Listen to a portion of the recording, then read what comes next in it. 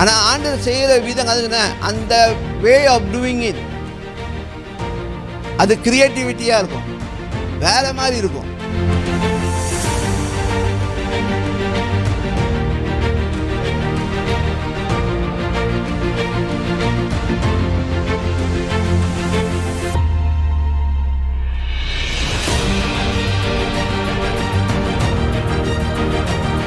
Amen. Amen. So அப்போ இங்கே இயேசு கிறிஸ்து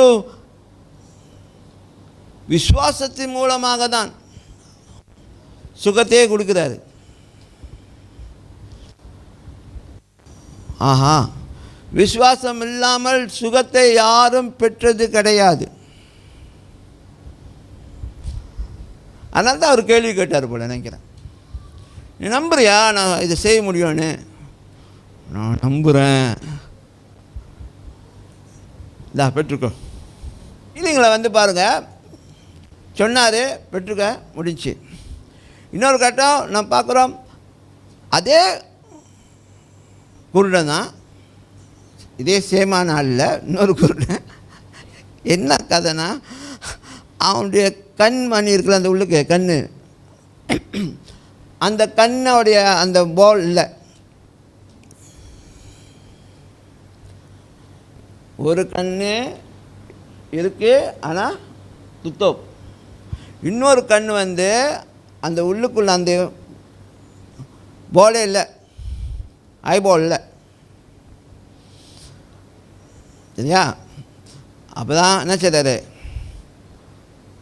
எச்சு துப்பி குழச்சி அவன் கண்ணில் வச்சு போயிட்டு என்னது என்ன செஞ்சார், போய் மூழ்கிட்டு அவன் ஹீலியம் கிடச்சிச்சு. இப்போ இதெல்லாம் வந்து புதுமையான காரியம். அந்த நாட்களில் இப்படி ஒரு காரியத்தை செய்யும்போது எல்லாம் நினச்சிருப்பாங்க, அடுத்து குருடன்லாம் கூட்டுவாங்க, எவனுக்கெல்லாம் அந்த ஆய்போல்டு அவனும் கூட்டுவாங்க, குழச்சி நம்ம எல்லாம் வச்சு அனுப்பிவிடுவாங்க. நம்ம வேறு யாரும் பண்ணியிருக்க முடியாது அதை. ஆனால் ஆண்டவர் செய்கிற விதம் அதுன்னா அந்த வே ஆஃப் டூயிங் இட் அது கிரியேட்டிவிட்டியாக இருக்கும், வேறு மாதிரி இருக்கும். சரிங்களா?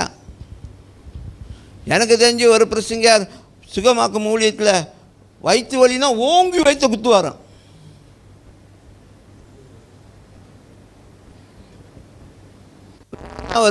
ஒரு 10 வருஷம் முன்னுக்கு அவரை பற்றிலாம் பயங்கரமாக விளம்பரம் ஓடிக்கிட்டு இருந்துச்சு. ஓகே, இடுப்புனா இடுப்பில் ஓங்கி ஒரு அடி அடிப்பார், சரியாயிரும். புரியுதானே சொன்னேன்?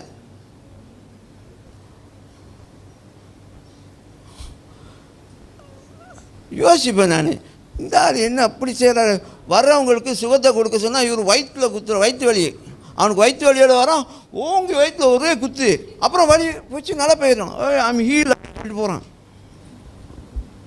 ஒவ்வொரு விதமான காரியம் நடக்குது. நம்ம எல்லாரையும் இப்போ பாருங்க, அந்த நாட்களில் இந்த குத்துற ஊழியக்காரை வந்து எத்தனை பேர் ஃபாலோ பண்ணாங்க தெரியல, எத்தனை பேர் குத்து வாங்கினானுங்கன்னு தெரியல. புரியுதா? So healing process might be different. Okay, healing process might be different. So நீங்கள் பேசும்பொழுது சுகம் வரும். சில நேரத்தில் வசனத்தை நீங்கள் வாசிக்கும் பொழுது, அறிக்கை செய்யும் பொழுதே சுகம் வந்துடும். ஆமென். சரிங்களா? ஸோ விசுவாசம் மூலமாக நீங்கள் சுகத்தை பெற்றுக்கொள்ள முடியும். இதெல்லாம் நான் சில காரியம் உங்கள்கிட்ட சொல்கிறேன். ஓகே.